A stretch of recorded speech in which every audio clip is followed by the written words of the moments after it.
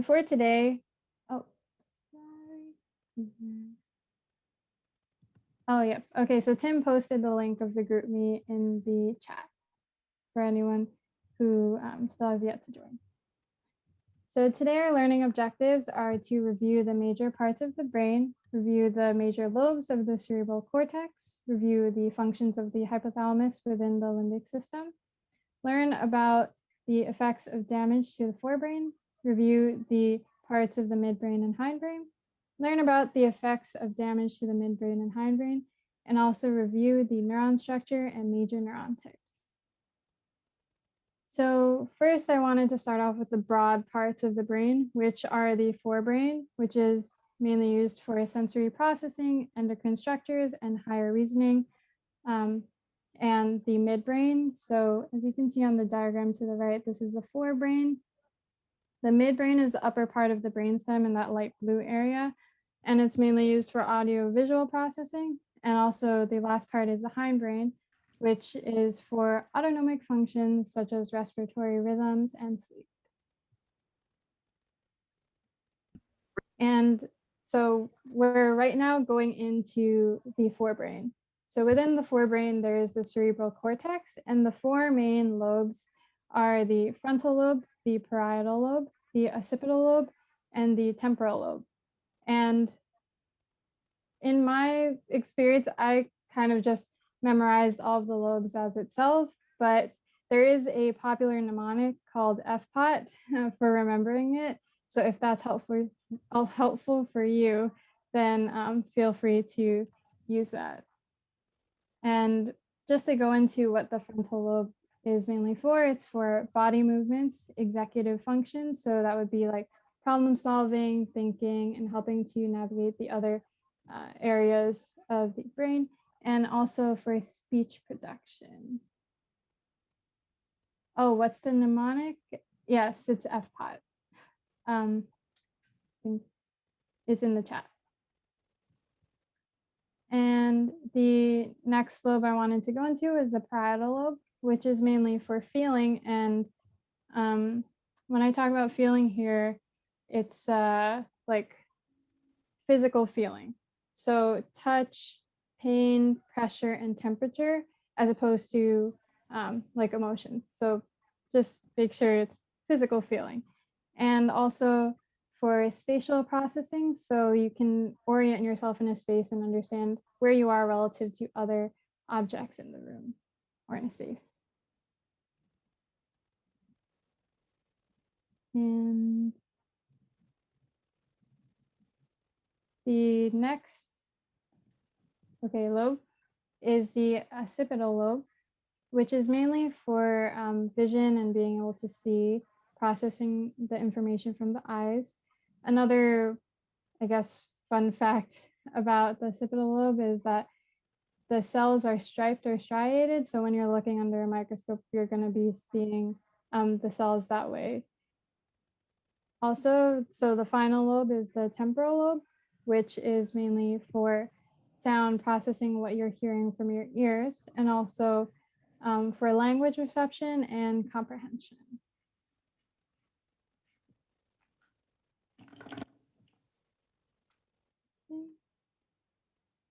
And these structures, the cingulate gyrus and the basal ganglia, I put it as a separate slide from what we're going to go into next, which is the limbic system, because some sources say it's part of the limbic system while some of them do not. So I think these are a little bit more controversial in terms of if it's actually included or not. So I kind of just left it separate. So the cingulate gyrus is responsible for emotion and pain, and also for predicting and avoiding negative consequences. You can see in this diagram in the right that the cingulate gyrus is this light outline. It's outlined in red, but then there's like a light tan color underneath, and that is where it is. And also the basal ganglia is responsible for motor functions. And the basal ganglia is this light purple area here. And just to get you guys oriented, right before we're going to talk about the different parts of the limbic system. This area here, this little part, is the hypothalamus underneath the thalamus, which is this area. And this little circle, the yellow circle here, is the amygdala. And also the end of this purple structure is the hippocampus. And so these are just good things to know. And so next, Probably just help you just a little bit. Oops, sorry.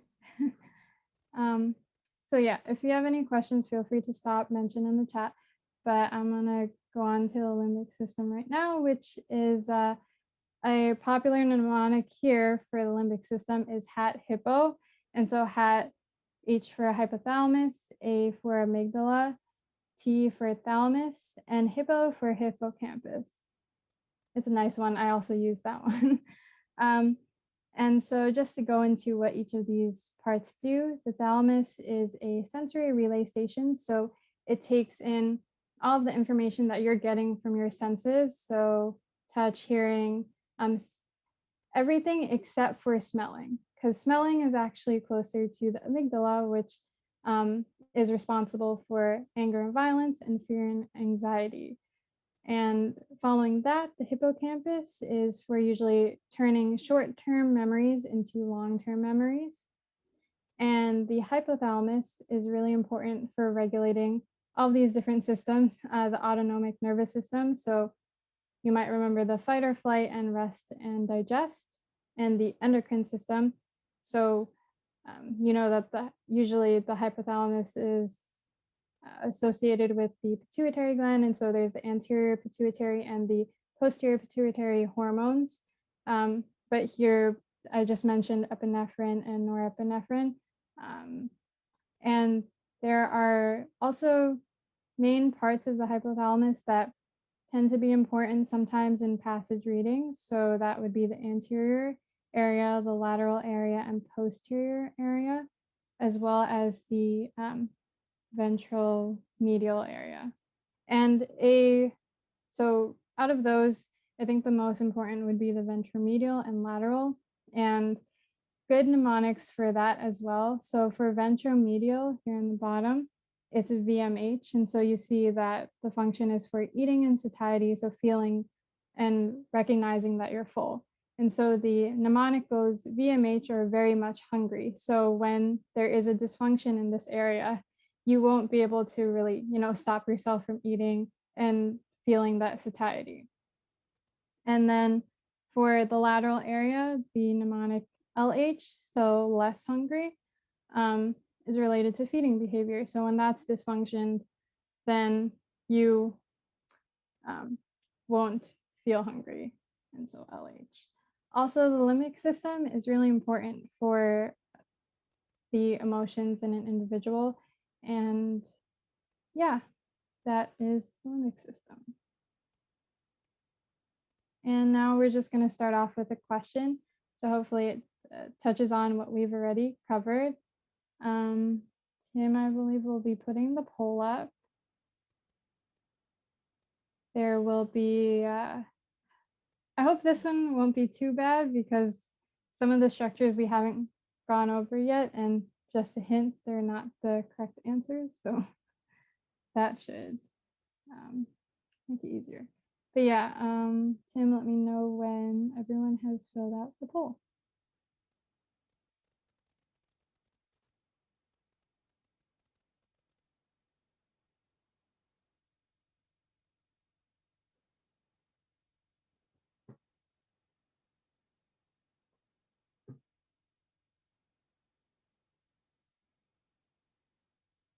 Oh, and yep, in the chat, Mark also, reiterated the very much hungry and LH, and it's very much associated with usually questions related to eating disorders.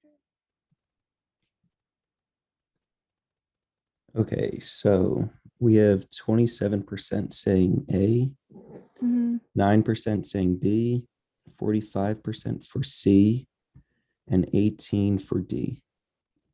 Okay. Well, so far it's good. The majority the 45% was it, picked C, the hypothalamus.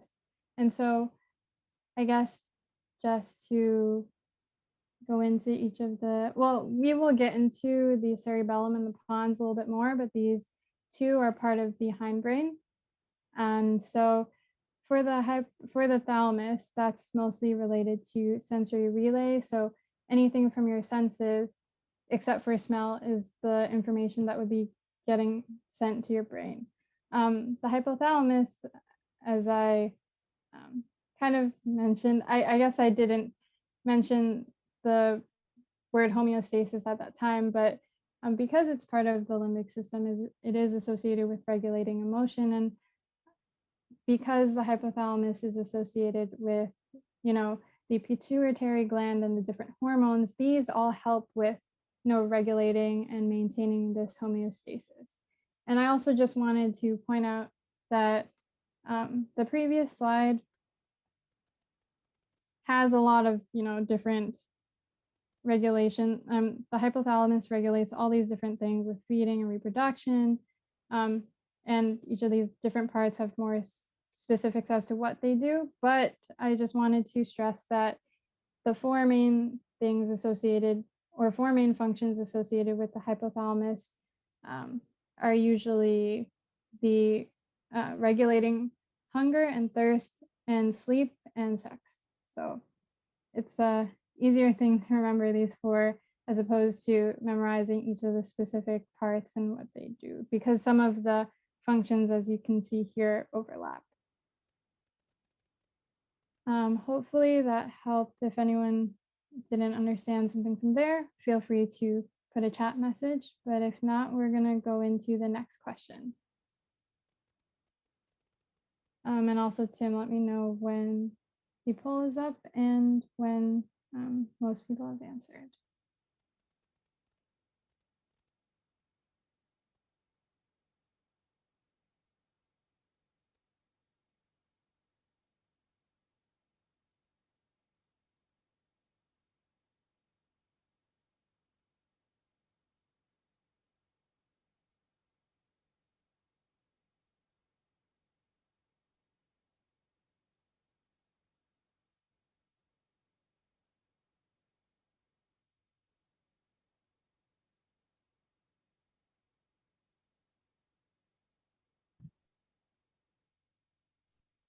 All right, so I'll just end the poll. So we have 10% saying A, 20% saying B, 10 for C, and 60 for D. 60% for D. That's good to hear. So yes, the majority picked the correct answer, which is motor skills. And just to make sure, the temporal lobe deals with all of the following except. Just remember to look out for those big like nots or excepts when you're looking at these questions. And so yes, it's not really associated with motor skills at all. But just remember that in the temporal lobe, at least for A, B, and C, the temporal lobe has the Wernicke's area, which is for language comprehension. So that's why this A would be eliminated. For B and C, because the temporal lobe is part of the cerebrum, which is the outer area. And so within the temporal lobe, if you saw in the previous diagram here, you can see that if you're looking behind that, it is associated with the amygdala and hippocampus area, which are associated with emotion and memory. And so that's why B and C would be incorrect. But D's, motor skills, is correct, and it's good to hear that the majority picked it. So I'm going to go into now effects of damage to the forebrain. And so really, I guess, integrating these cases with what we've just learned about the different parts. So there is a popular story of Phineas Gage. He was a railroad worker who had a 43-inch long rod lodged through his frontal lobe. That's kind of crazy, but the diagram is kind of on the right. You can see where the rod kind of intersects here, this part of the frontal lobe. And the effects of that was that his personality drastically changed and he became more bitter and aggressive. And so regarding what we have just learned or reviewed, within the forebrain, there is these structures related to emotion in the limbic system.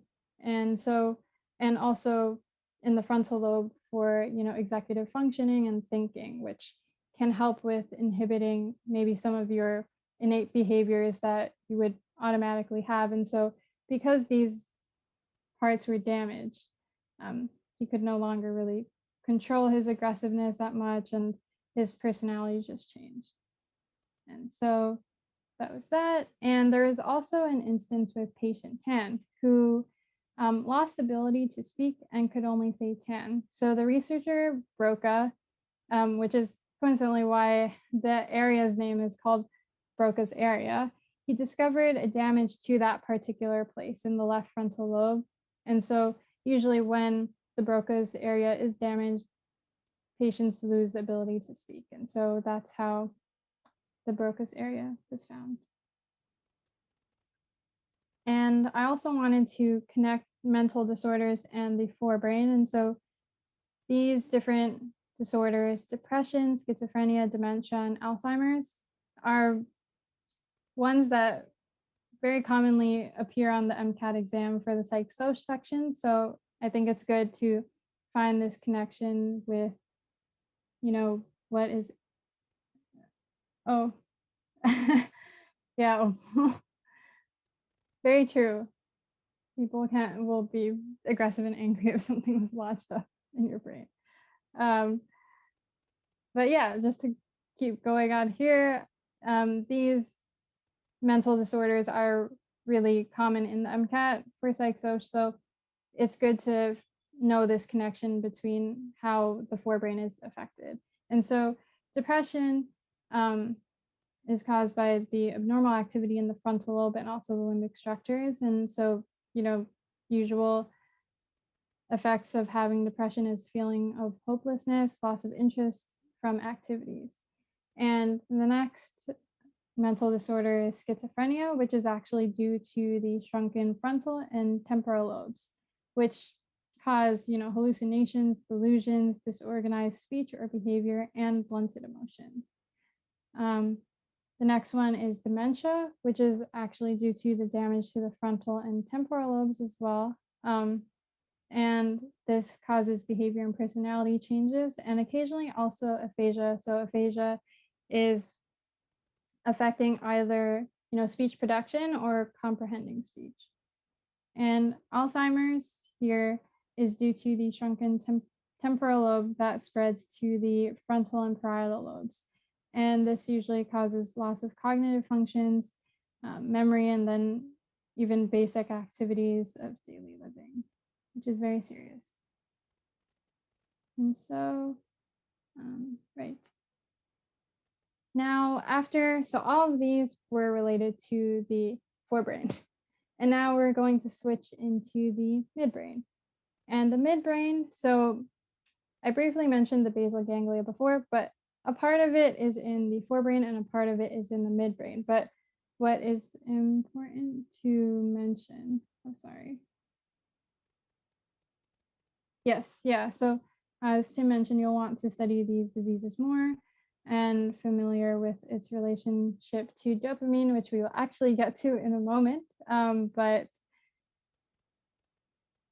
usually in the exam or in resources that you will use to study for psych-soc, they will have a section dedicated to each of these diseases. So you better understand, the symptoms and other factors of it aside from just damage to the areas of the brain.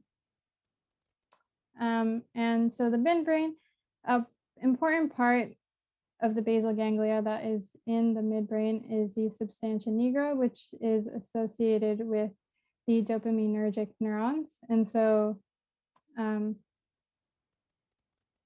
as Tim mentioned, schizophrenia is associated with that. So you'll see kind of what happens for those kind of patients. But it's also responsible mainly for visual and auditory processing, in movement, coordination, and alertness, and also for the nerve tract, permitting communication between the cerebellum and the central nervous system. So just a reminder, the midbrain is just that upper part of the brainstem, while the hindbrain is what we'll go into next, which is what includes the cerebellum. But yeah, I also included these different parts of the midbrain. Usually the different parts are not heavily tested. Just make sure that you understand what the midbrain does for the MCAT. And so I wanted to next go into the hindbrain, which is considered the brainstem, and it involves the medulla, pons, and cerebellum. And so the medulla is involved in breathing, heart rate and rhythms, blood pressure, digestion, swallowing, and sneezing. So associated with certain autonomic nervous system functions. And yep. So as to mention, disorder of the substantial nigra is related to Parkinson's disease, which we'll also talk about next. And the pons is responsible for arousal, sleep, motor control, and muscle tone. And it's this group of nerves here at this area I'm circling with the mouse. And the cerebellum is responsible for balance, coordination, movement, and facilitating motor learning. So it's very much associated with procedural learning. So learning how to ride a bike and those type of activities. But it also takes this information from your muscles and tendons to really integrate it into your understanding and your learning. And just to talk about the mental disorders with the midbrain and hindbrain. So you guys see here, it's associated with Parkinson's disease, which is the progressive neurological disorder involving motor abnormalities and mental dysfunction. So many common symptoms are slowed movements, type of tremor, abnormal walking because of usually a poor balance, but they can get to the point where patients may not be able to take care of themselves anymore, and they have abnormalities of cognitive, emotional, and autonomic functions. And the main reason for this is because of the substantia nigra, and that dopaminergic neurons are lost. So usually, I mentioned here that the substantia nigra is not dark at all in these patients because usually the darkness demonstrates or shows that there are these proliferations of the dopaminergic neurons. And so because the color is completely lost, researchers learned that it's because the neurons are lost. And the next disorder that I wanted to talk about is schizophrenia, which is because of the abnormal dopamine production. And this affects the mesocortical limbic pathway. So regarding with the cortex area, the limbic system, and also the midbrain area, and all of these, connections to transmit signals, usually via neurons, to the different areas of the brain. It's affected because of this abnormal dopamine production. And so now we go into another question. This one kind of touches, on terms that we just talked about. So Tim, let me know when the poll is up and finished.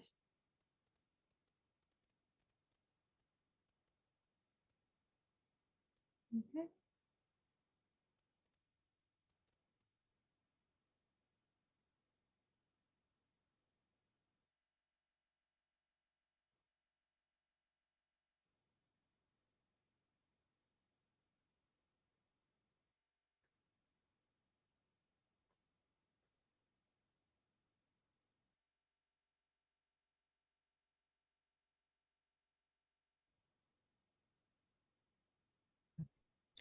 All right, so we have 88% saying C and 13% saying B.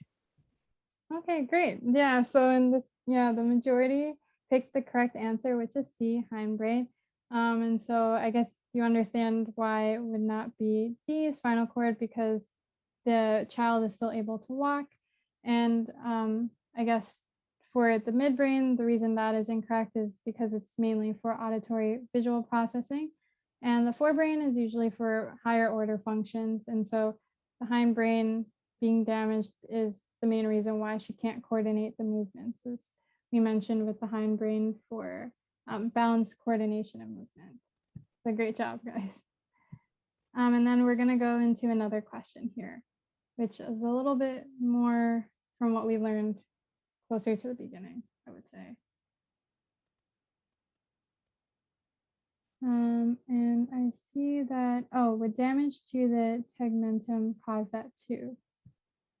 Let me just, is the poll up for this one, Tim? Yeah, pulls up. Okay. Oh yeah, so right. So when I mentioned here in the midbrain, it is involved in movement coordination and alertness as well. But usually the midbrain is more known for just the visual and auditory processing. And the hindbrain is more associated with the coordination and movement. Yeah, that's something when I was, I guess, searching more of the structures in the midbrain for the purposes of this PowerPoint to give you guys this information. It mentions the tegmentum doing these functions, but at least for most of the resources in the MCAT review books and types like that, usually it's the hindbrain that's mainly associated with coordination movement, especially for like procedural learning and like learning how to dribble a basketball. Okay, hopefully that helps.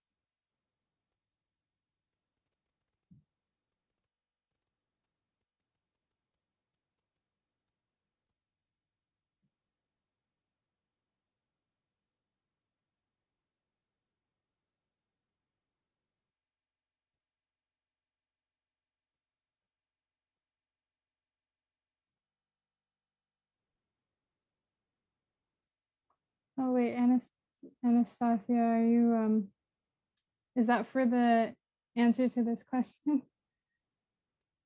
Is the poll done already? Yeah, I guess I'll close it now. So 89% said A and 11% said B. Okay, so yes, in this case, 89% is correct. So the majority of you got it right, which is great. So the question asks, a stroke patient comprehends speech but cannot move her mouth to form words. Which of the following brain areas is likely affected? So with Wernicke's area, that is responsible for speech comprehension. And so this patient is able to do that, which likely shows that this brain area is not affected. But because the patient can't move her mouth to form words and actually speak, that's why Broca's area is the one that's affected. And so we're gonna go into the next slide. So as I had mentioned a little bit before, the way that these parts of the brain communicate with each other is by sending these neurons, which are cells within the nervous system that send signals to other nerve cells, muscles, or gland cells. And we will have a nervous system lesson in the 15-week MCAT course, which will go more in depth with, the two main nervous systems and more for that. But I'm just going to give like a brief overview of what a neuron is and then the major types. So as you can see in this diagram here to the right, these are the main parts that we usually talk about. So the dendrite, which is responsible for receiving messages, usually it'll receive neurotransmitters from the other neuron that's sending it a message. And so usually that's the receiver area. Oh, hi, Opal. Oh, I'm so sorry. I meant to, one of my friends joined. Oh, I meant okay. to her. I apologize. Sorry. Okay, no, you're good. So yes, just so the dendrite is here, and then the cell body here is also known as the soma, and it's really similar to like a normal cell because it has a nucleus, Golgi body, endoplasmic reticulum, and other similar structures. And it's also the area where there is usually the chemical processing, so creating these neurotransmitters that get sent within these cells through the axon area. And so the axon, just continuing, carries signals away from the cell body to the terminal buttons. And as I mentioned here, it requires an action potential to trigger the signal. And so we will go into more about that related with the charges and depolarization in the nervous system lecture. And then also the areas, these yellow and orange, I guess rectangular structures that are covering the axon is the myelin sheath. And these insulate the nerve cell to speed up the conduction of nerve impulses across the axon. So just for increasing speed. And finally, here is the axon terminal, which transmits signals to other neurons. And so usually where the axon terminal ends, there will be a space in between, and then there will be the dendrite where it's going to receive the signals. And so when the axon sends out those neurotransmitters, the space that's within it is called the synapse. And that's also the area. So once the dendrite receives these neurotransmitters, it can either uptake it, or if there's too much, or the signal is already done, then the neurotransmitters in there will either be destroyed, or they might be reuptaked by the previous neuron. So then we're going to go into the major types of neurons, which are the sensory neurons, motor neurons, and interneurons. And the sensory neurons are responsible for retrieving information from the environment and sending signals to your central nervous system. And the next one is the motor neurons, which retrieve information from other neurons and send information to your muscles, glands, and organs. And you can see in this diagram in the bottom right, this is a motor neuron. And so you're seeing that the cell body here is transmitting the signal down here to the muscle fibers. And like for the sensory neurons, it would be kind of in a similar manner, but like in the opposite direction, because you're receiving the information from the environment as opposed to retrieving information from neurons to these different parts of the body, different muscles and glands. And then finally, the interneurons connect information from one neuron to the other, and these are only present in the central nervous system. And so they're the connections. And then we have reached the last question. So if Tim, you could let me know when the poll is up and when most people have answered the question.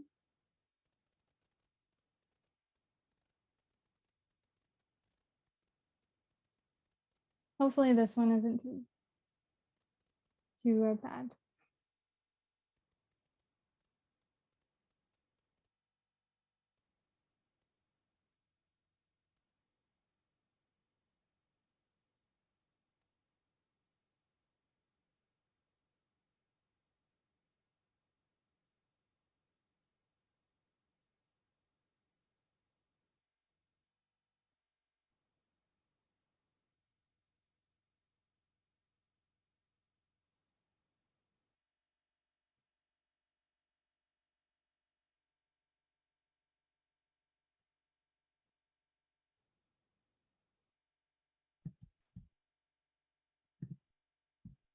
Okay, so 83% said B and 17% said D.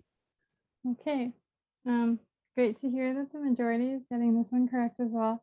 So just to reiterate the point, so the space between a neuron, so the axon, the axon terminal of the cell, that space in between the axon terminals and the receiving dendrites is called the synapse. And so, right, the axon terminal is just the end portion of the neuron where the signal is being sent from. And that's it today. So we had a pretty, I guess, short and sweet lecture today. But yeah, we have office hours every Saturday from 12 to 2 p.m. if you have questions about this or any of the other topics. And we'll try to get the PowerPoint and recording out to you soon. I'll send an update in the GroupMe for the PowerPoint presentation and also once we upload the video onto YouTube. So thank you guys so much for tuning in. If you have any other questions, feel free to